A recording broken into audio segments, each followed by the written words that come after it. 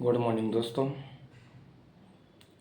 2 दिन कल क्लास नहीं हो पाई क्योंकि कल थोड़ा काम था और 2 क्लासें हमने इस चैनल पर पहले कर दी मैंने।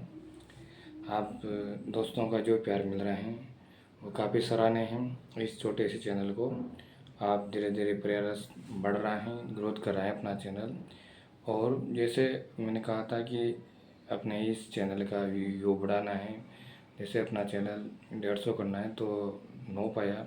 तो दोस्तों थोड़ा चैनल को शेयर करो ताकि अपने व्यू बढ़ेंगे। और ये व्यू बढ़ाने के नहीं अपने अपने जो क्लासेस बढ़ाने वो अधिक से अधिक लोगों को इसका फ़ायदा हो। खास करके मैं ये क्लासें उन लोगों को बना रहा हूँ जो इस तैयारी कर रहे हैं। जो मैं काफ़ी दोस्त हैं जो लग चुके हैं, उनसे मेरा थोड़ा सा अनुरोध है कि आप कृपया सपोर्ट करें मुझे और क्लासों को थोड़ा आगे से आगे बढ़ाएं। चलो अपने क्लास की शुरुआत करते हैं।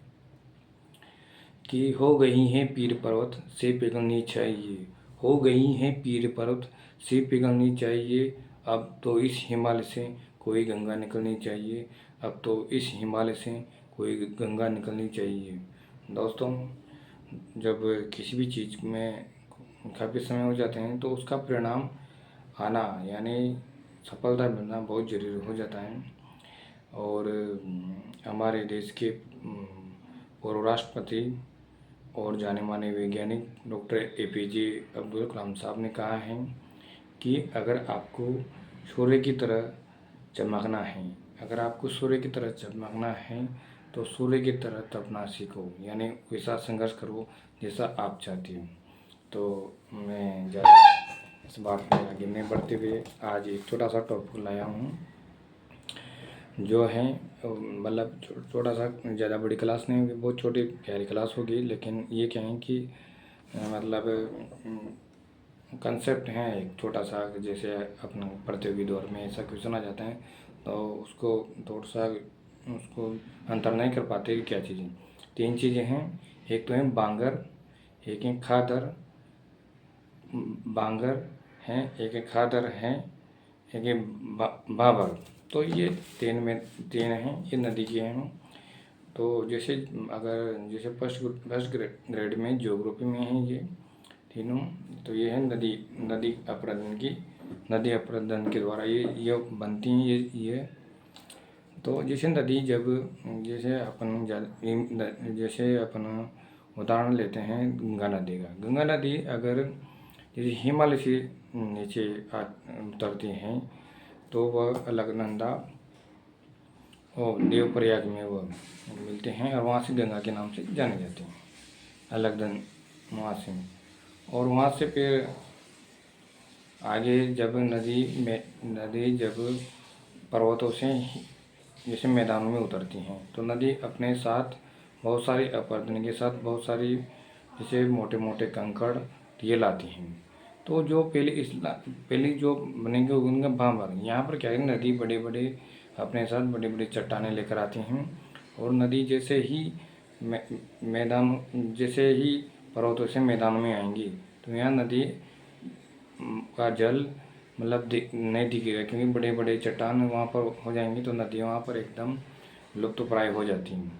तो बड़ी बड़ी जो शिलाएँ हैं वो वहाँ पर इकट्ठी हो जाती हैं। इससे क्या होता है कि नदी का दिखाई नहीं देती। तो इस नदी द्वारा जो ये अपरदन हुआ है इसको कहते हैं बाबर, यानी नदी पर्वतों से नीचे उतर रही हैं और बड़ी बड़ी शिलाएँ इकट्ठा कर रही हैं तो यहाँ नदी का जल नहीं दिखा रहा है। ये पहले आकृति होगी बाबर। अब नदी थोड़े आगे बढ़ेगी यानी युवावस्था में आएगी। पहले थी तरुणावस्था में, दूसरी स्टेज आती है नदी की युवावस्था। तो युवा अवस्था में नदी जो अपरदन के द्वारा जो शिलाकृति का निर्माण करती हैं वह हैं घाटी अपरदन, यानी वैली बनाएंगी। जैसे चंबल नदी भी घाटी का निर्माण करते हैं, गंगा नदी भी करती हैं। और वो जिस घाटी का निर्माण करती हैं उसको कहते हैं वी आकार की घाटी। वी आकार की घाटी का निर्माण, यानी नदी अपने गहराई का भी अपहरण करते हैं, साथ साथ साथ अपने जो नदी के किनारे होते हैं इनका भी अपहरण करते हैं। नदी ये होती है नदी की युवा अवस्था। अब नदी थोड़ी थोड़ी आगे बढ़ेगी तो युवा अवस्था से जैसे अपने मनोविज्ञान में पढ़ते हैं, मनोविज्ञान में जो ह्यूमन डेवलपमेंट है, मानव का विकास है, उसमें पढ़ते हैं अपन जैसे शिष्यावस्था, बाल्यावस्था, युवावस्था, प्रौढ़ावस्था और ये मानव की जिसे विकास की अवस्थाएं, वैसे ही नदी विकास की अवस्थाएं। अब जब नदी प्रौढ़ावस्था में आएगी तो यहाँ पर क्या करते हैं, नदी में बहुत सारी नदियाँ आकर मिलती हैं। प्रौढ़ावस्था में क्या होती है, बहुत सारी नदियाँ आकर किस में मिलती हैं, मुख्य नदी में मिलते हैं। जैसे गंगा नदी है तो गंगा नदी में बहुत सारी नदियाँ, जैसे यमुना नदी है, केन है, बहुत सारी नदियाँ हैं। तो ये नदियाँ किस में आकर मिलती हैं, मुख्य नदी में मिलती हैं। अब मुख्य नदी में जब बहुत सारी नदियाँ आएंगी दोस्तों, आपको पता है कि जो वहाँ से शिलाएँ आई, बड़ी बड़ी शिलाएँ आई, तो उसके साथ मिट्टी और बहुत सारी ऐसे आएंगी। तो जो क्या होते हैं, शिलाएँ तो रह गई कहाँ पर, जहाँ पर नदी पर्वतों से नीचे उतरी तो वहाँ बड़ी बड़ी शिलाएँ रहेंगी। लेकिन उसके बाद में अगर नदी थोड़े आगे से तो उसी पे छोटे कंकड़ पुल, तो वह जैसे जो ग्रुप में उसको कहते हैं कोबल पेबल का मैदान कहते हैं, यानी कोबल पेबल का मैदान या कांग्लोमेरेस कहते हैं। अब नदी आगे बढ़ी और अपने अभी देख रहे हैं कि वह बाढ़ का मैदान करते हैं। जैसे बिहार के समीप देखेंगे आप तो यहाँ पर बाढ़ ज़्यादा आती हैं। अपन देखेंगे वेस्ट बंगाल, वहाँ भी बाढ़ ज़्यादा आती हैं। तो यहाँ के बाढ़ का मैदान का निर्माण कर रहे हैं नदी। अब क्या होती हैं, जब ये जैसे जैसे नदी आगे बढ़ती हैं तो क्या बड़े बड़े पार्ट तो रह जाते हैं और छोटे छोटे पार्ट आगे तक जाते हैं। तो नदी क्या करते हैं, जब ये बाढ़ का मैदान बनाती है तो यहाँ पर दो मैदानों का निर्माण करते हैं बाढ़ के में। तो वो है, एक है खादर, एक है बांगर। अपन बात करते हैं बांगर। बांगर वह है जिसमें नदी ने जो पहला मैदान बनाया है दूर दूर तक, जैसे नदी में तूफान आया और उसका दूर दूर तक चला गया, तो ये होता है पुरानी जलोढ़ मिट्टी, यानी जो महीन मिट्टी के कण हैं और नदी के दूर दूर तक फैल जाते हैं, तो उसको कहते हैं पुरानी जलोढ़ मिट्टी। और जब नदी में पानी कम रह जाता है और वो दूर तक नहीं जा पाता तो यहाँ बनता है नवीन जलोढ़ मिट्टी, यानी यहाँ बना है खादर का मैदान का निर्माण होता है। दोस्तों क्या होता है, जैसे बांगर का निर्माण हो गया, खादर का निर्माण हो गया।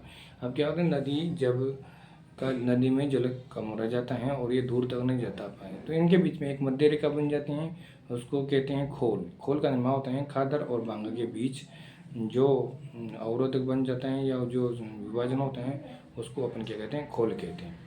अब दोस्तों क्या होते हैं, नदी फिर आगे बढ़ती हैं और धीरे धीरे नदी जब अपने उद्गम से, यानी नदी अपने उद्गम से जब वो नदी किसी समुद्र में, किसी खाड़ी में या किसी भी झील में जाएगी तो क्या करती हैं, बहुत ये नदी की अंतिम अवस्था होती हैं, उसको अपन कहते हैं वर्धावस्था, यानी अंतिम अवस्था।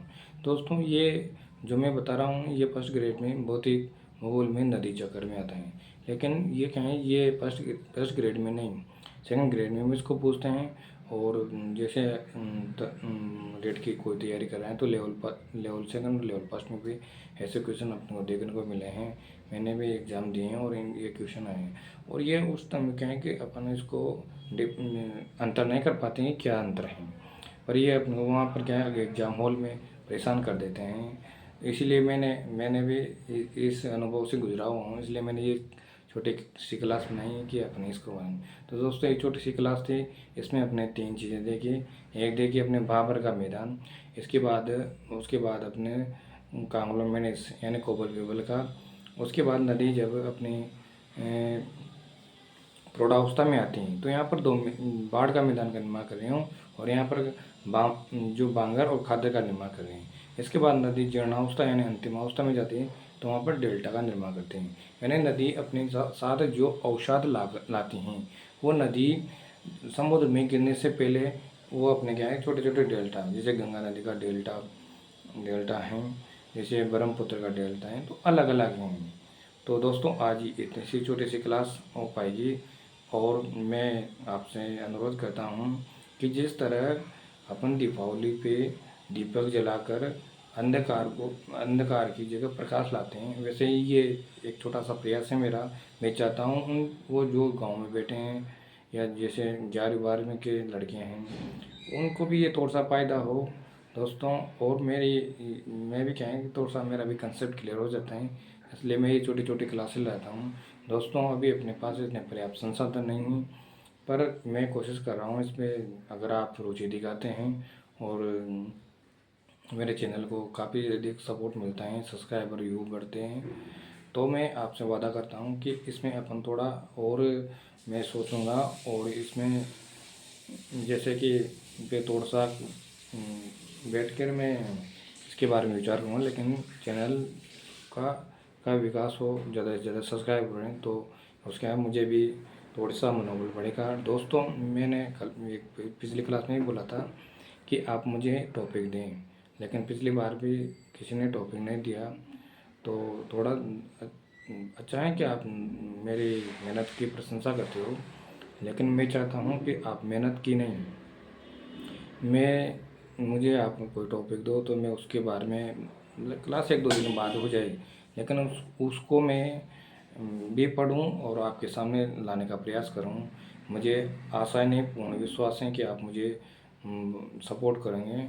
और जो मेरे जाने माने मित्र हैं जिनका सोशल मीडिया पे अच्छी पकड़ है, उनसे मेरा खास कर गुजारिश है कि कृपया आप इस क्लास को अपने व्हाट्सअप स्टेटस पर लगाएं और अधिक से अधिक शेयर करें, और अपने मित्रों को भी बोलें कि क्लास को अधिक से अधिक शेयर करें। इसी के साथ धन्यवाद दोस्तों।